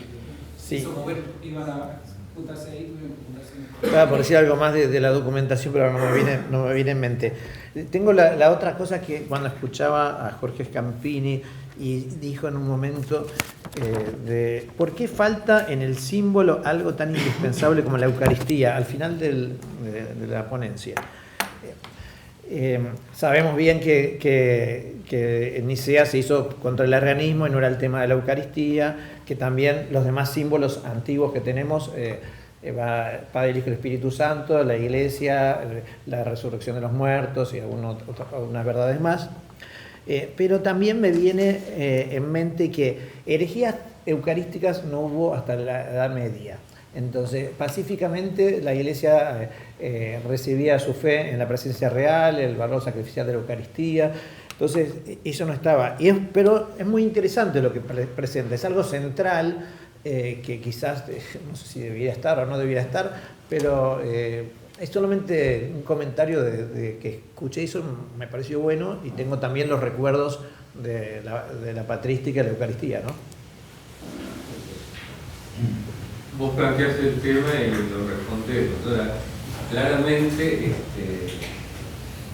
hay que tomar el símbolo, que es lo que es normativo, Nicea Constantinopla, sobre todo con el desarrollo del tercer artículo. Que ahí claramente, y si bien se pensó en otro contexto, tuvo una relación, sobre todo con los símbolos bautismales, señala el reconocimiento de un único bautismo para el perdón de los pecados.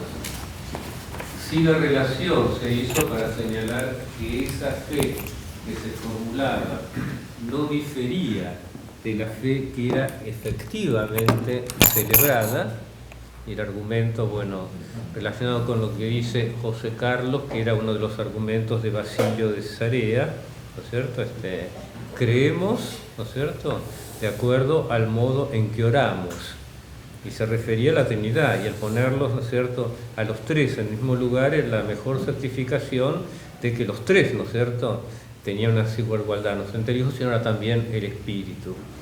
Pero lo que sí es cierto es que en lo que podemos amar, ¿no es cierto?, el desarrollo dogmático, y que ha sido tan intenso, ¿no es cierto?, en la Iglesia Católica, el desarrollo, más allá que estuvo en los primeros siglos, y hay tan pocas cosas con ese carácter definidas, seguía lo que se había dado en los primeros siglos, que, entre comillas, lo que llamaríamos la función de, no sé si es propio hablarlo del primer milenio, de definir, era el momento en que estaba en peligro o estaba en riesgo la fe.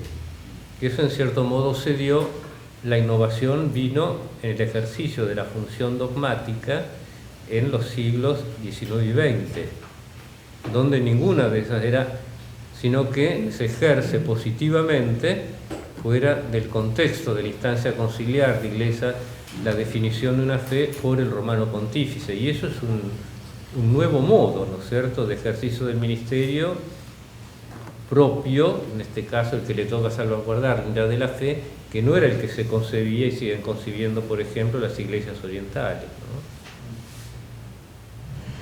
En esa línea, Jorge, perdón, no sé si alguien tenía palabra. Me resulta significativo que 1968, Pablo VI intuye, percibe, cree que hay que poner un año de la fe y compone un credo, el credo del pueblo de Dios, que es coincidente en el tiempo con estos planteos ecuménicos. Al mismo tiempo promueve el ecumenismo, desde el concilio claramente, y con la autoridad del romano pontífice compone y proclama un credo, el credo del pueblo de Dios, que después no ha tenido secuencias con otros papas que lo hicieron. ¿Eso ha tenido alguna repercusión a nivel ecuménico que sepas o no? ¿Y qué te parece que dice desde el punto de vista de la percepción de la autoconciencia de la fe de la Iglesia Católica inmediatamente después del concilio, que no proclamó el Concilio Ecuménico Vaticano II, sino que oficialmente se remitió explícitamente a los credos anteriores? Yo no he leído en ese momento repercusión, porque además todavía se estaba en la estela más bien de comentario a la enseñanza conciliar, y luego no estaban prácticamente en movimiento los participantes católicos con carácter oficial en las instancias de diálogo.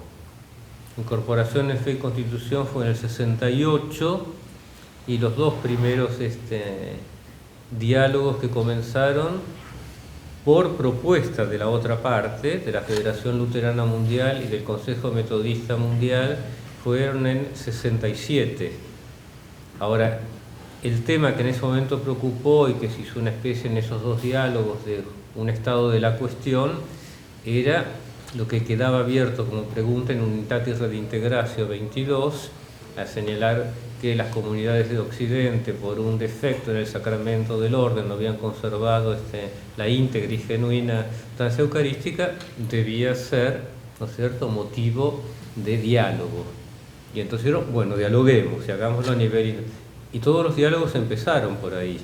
Entonces no hubo ningún tratamiento, porque teóricamente todos seguían reconociendo como normativo el niceno constantinopolitano, y en la situación de división de los cristianos, ese credo se veía como un acto interno de la Iglesia Católica. Por eso no he visto, ¿no es cierto?, comentarios o reacciones ni negativas ni positivas, ¿no? Perdón, siguiendo con lo de él, pero es conocido por los que conocen esto, el credo del pueblo de Dios. También ahí aparece sí la Eucaristía, porque ¿sí? Le preocupó al Papa, en vez de decirle que ha publicado Mysterium Fidei por esto de transignificación, finalización, quiso decir una palabra y algunas otras cosas más, entonces le preocupó la fe, y siempre por un problema así no sé cómo, no diría herejía, pero quiere aclarar, y ahí nos metió a la Eucaristía del credo. Claro, pero bueno, fue el primer tema de los diálogos con los anglicanos y con los luteranos, la Eucaristía. Y en el 97, ¿no?, el diálogo la declaración conjunta de católicos y luteranos. Sobre la justificación, año 99, pero... Claro, pero al tratar de la Eucaristía dice, bueno, lo dejemos para otro momento. Claro, pero el primer tratamiento y los primeros documentos son con los anglicanos ya de los años 70, con 2 clarificaciones, y fue publicada la relación final de la primera fase de diálogo en el 81. Y el documento sobre la cena, Eucaristía con los luteranos, entiendo que fue publicado en el 73. Pero después en el 97 dicen, bueno, este tema lo trataremos después, lo mismo que... Claro, porque ahí está la diferencia. Los luteranos subrayaban que la justificación por la sola fe, funda Lutero, el artículo Stanti et Cadentis Ecclesiae, era el criterio. No, ya no y al lado católico es uno de los criterios. Los luteranos esos ya no eran tan luteranos. Los luteranos del 97 ya no eran tan luteranos. Sí y no, porque significó estudios históricos y ver en el contexto. Y luego el diálogo se realiza hoy en interpretaciones, también los católicos respecto a Trento. Sí. Interpretamos hoy, y en ese caso la declaración es la clave hermenéutica de la cual tenemos que leer Trento. Yo digo otra cosita. Me gustó el concepto de leyenda, aunque lo quiera sacar de... A mí también. Porque las leyendas son medias verdades creíbles. ¿No? Creíble. O sea, esa es la fuerza que tiene una leyenda, ¿no? El gaucho a la noche escucha un ruido, bueno, es creíble que ande un fantasma a la noche por el campo, y construye una leyenda que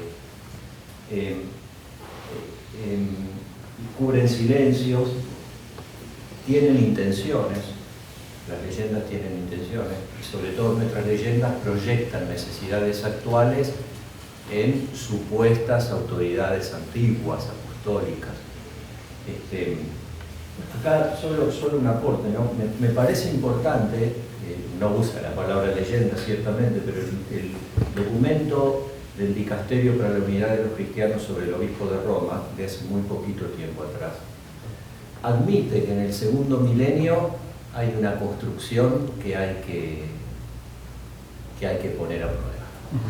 Que algo sucedió en el segundo milenio del cristianismo, porque dice sobre 2 temas muy sensibles, que son el primado petrino y la infalibilidad pontificia. Dice, bueno, vayamos a ver lo que sucedió en el primer milenio. O sea, recorremos, animémonos a recorrer ese camino. Me acordaba de eso cuando vos hablaste de leyendas, porque, bueno, hacemos leyenda, a veces con intenciones, otras de modos malintencionados. Sí, Rodrigo. No, dale tú. No, sí, bueno, podés.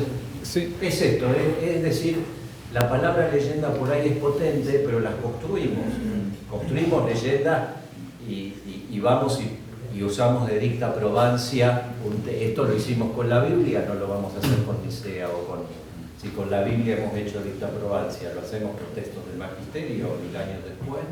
Entonces, como dice Nicea, y metemos un texto de Nicea, otro de Santo Tomás y otro después, y en realidad lo que queremos, construimos leyendas. Sí, yo creo que, digamos, es un tema, de alguna manera, lo que se puede llamar leyenda también se puede llamar recepción, en el sentido de que posteriormente, digamos, se va construyendo, etcétera, etcétera. Ahora, yo creo que es importante el tema por lo siguiente. Ahora entro en un tema un poco más como casi político, en el sentido de que los Disculpame antes de que siga. ¿Podría haber una recepción no legendaria? Sí, claro, sí. Claro, sí. A mí me parece que lo que le aporta la noción de leyenda es la leyenda empieza a surgir muchas veces cuando la recepción es ideológica. Claro. Pero, digamos, ¿qué es lo que pasa? Que muchas deconstrucciones histórico-críticas como que atomizan las cosas, etcétera, le tenemos un poquito de temor. Claro. Nos parece como más seguro mantenernos, ¿no es cierto?, en la narración clásica, ¿no es cierto?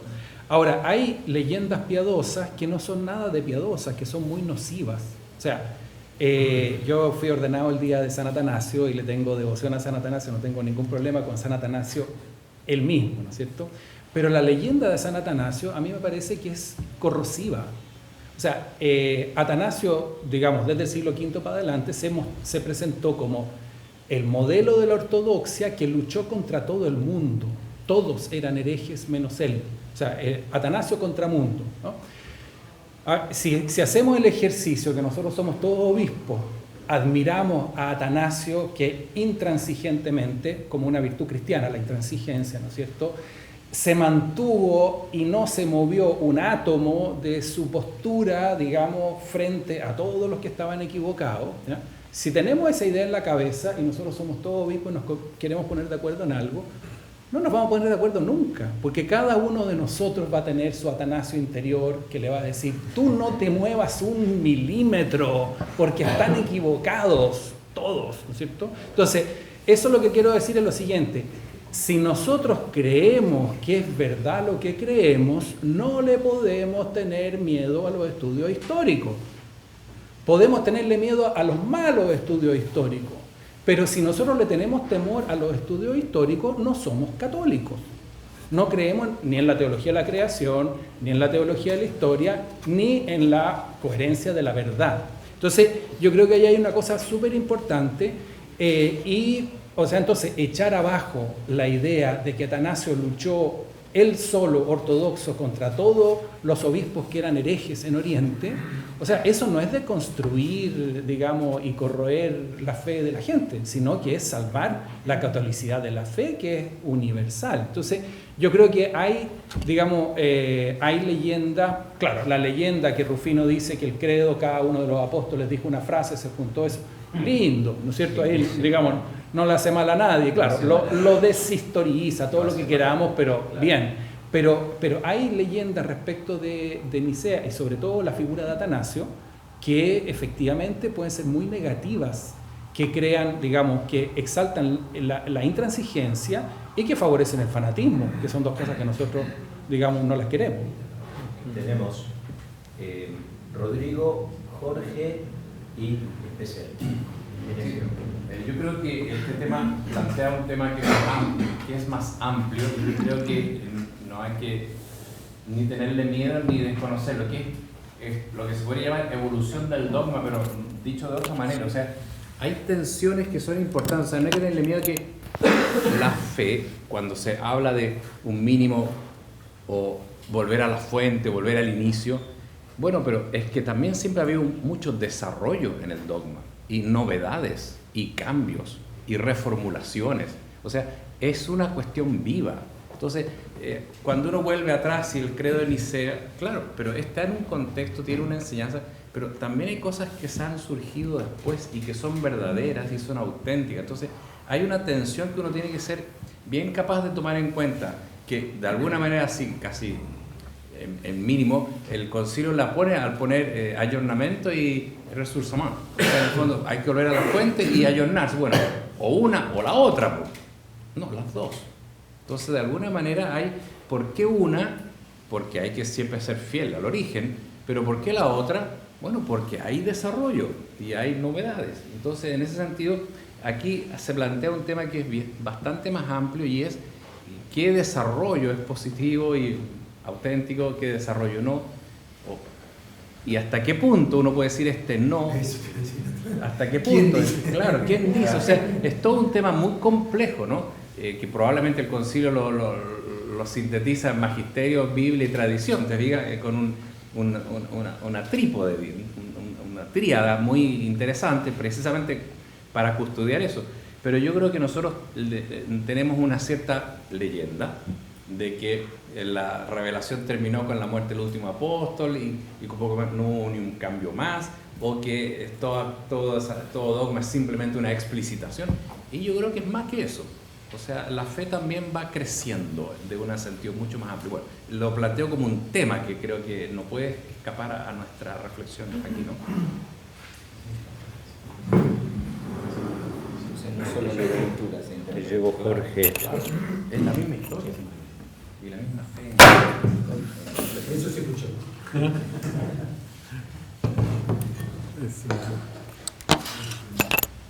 Quisiera retomar tu comentario y a partir de un aspecto de la respuesta de Samuel agregar otro. Tenemos la tendencia de considerar lo dogmático desde un acercamiento reductivamente dogmático, como si la manifestación y la defensa se hubiera dado entre la realidad de seres incorpóreos, fuera del tiempo, y con la tendencia quizá que nos viene de los griegos de identificar que el verdadero es el bueno y es el bello. Entonces del otro lado, tipo western americano, se dan todas las características del malo. Pero algo tiene que ver, me parece, con lo que va a presentar mañana Rodrigo, es la transformación de la experiencia y del ser iglesia que se produce en el siglo IV. Porque en el contexto del imperio, y reconocidas por el imperio, y ahora en una visión quizá de una universalidad más integrada, cambia, ¿no es cierto?, el modo de ser cristiano, que era diferente en los siglos previos, donde los signos eran locales y regionales. Y un tema que hay que tener presente es la relación de los obispos con el poder imperial, con el favor del imperio, ¿no es cierto?, de Eusebio de Nicomedia, que pasó de Beirete, esto que era a Nicodemia, decían que era un arrastrado por las alfombras, ¿no es cierto?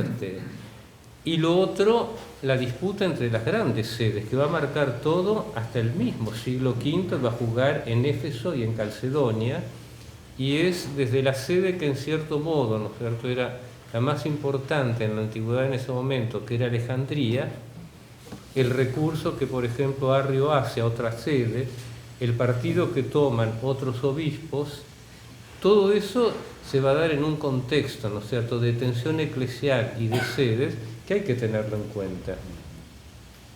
Y en ese sentido la defensa de la fe, ¿no es cierto?, de Atanasio también me parece que estaba marcada por una visión eclesiológica y del contexto, ¿no? Pero me parece muy importante. Perdón. Está especial. Después te paso la... Perdón. No lo pide. Es que lo de la leyenda tuya me... Dos cosas bastante obvias. La primera es lo que significó en la conciencia dogmática trinitaria de la Iglesia el paso de Nicea a Constantinopla.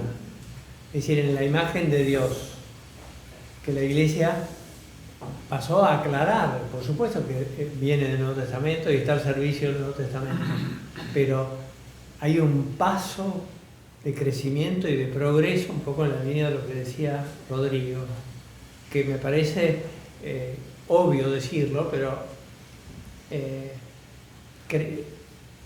digamos, es un paso inmenso, ¿no?, en la conciencia de cómo es Dios.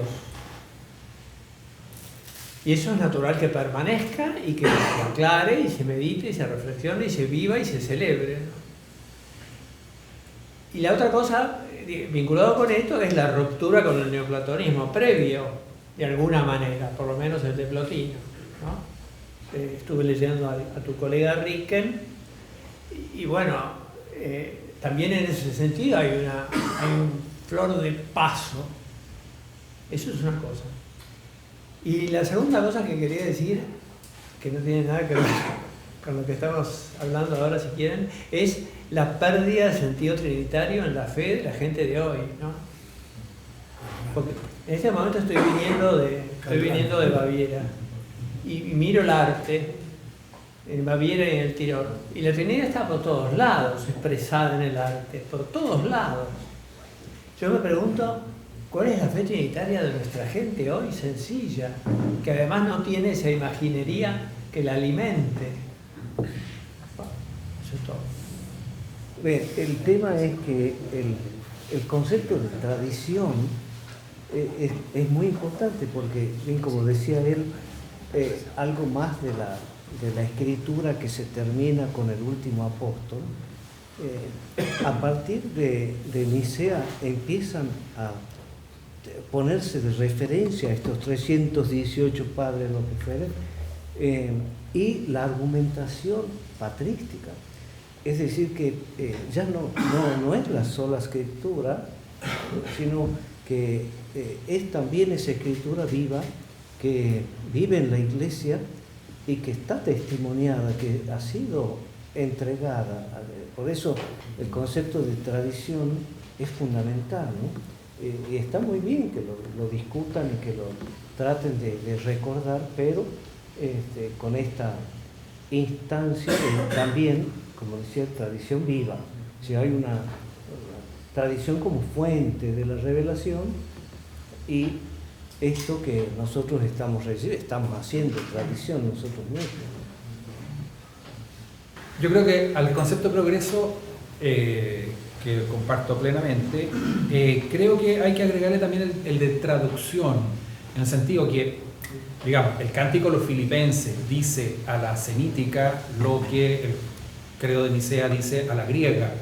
No es que haya pasado de vago a explícito o de vago a específico, sino que son idiomas distintos. O sea, que toda rodilla se doble significa en semítico lo que el homoousion significa, estoy simplificando las cosas naturalmente, pero yo creo que, o sea, el concepto de progreso tiene grandes ventajas y yo creo que hay que combinarlo con el de traducción. O sea, en una situación histórica, la res, ¿no es cierto?, que tú hablabas, ¿no es cierto?, esa debe decirse de una manera nueva, ¿no es cierto? Y admitiendo que además, como dice Ricker, la traducción es siempre interpretación. Claro. O sea, en el momento en que yo traduzca, pongo esa afirmación en un contexto cultural, histórico, totalmente Claro, distinto. pero y el punto es que nosotros, cuando Jesús predicó una traducción de su predicación, o sea, predicó en un idioma concreto.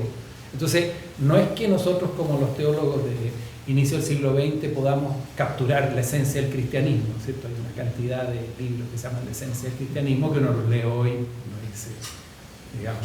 Entonces, o sea, siempre estamos en una traducción, vamos de una traducción a otra, pero nunca, digamos, el evangelio químicamente puro, eso no, el evangelio eterno lo veremos, digamos. Frank. Bueno, me parece interesante también que sigamos profundizando este aspecto que salió recién acerca de que Nicea también coincide históricamente con el periodo del fin de las persecuciones y por lo tanto de la aceptación del cristianismo al interior del imperio, que terminará siendo la cristianización del imperio, digamos, ¿no? Y me parece interesante también este aspecto de la recepción inmediata y la dimensión eclesiológica, digamos, y ecuménica de Nicea, porque a partir de Nicea, por lo menos está muy claro en los capadocios, dice, ya no nos persiguen los paganos, nos persiguen otros cristianos, digamos. O sea que la disputa de la fe se convierte en cuestión política, digamos, muy decisiva, y no es casual que en los siglos posteriores se hayan dado decisiones con las iglesias orientales, entre las iglesias orientales, etc.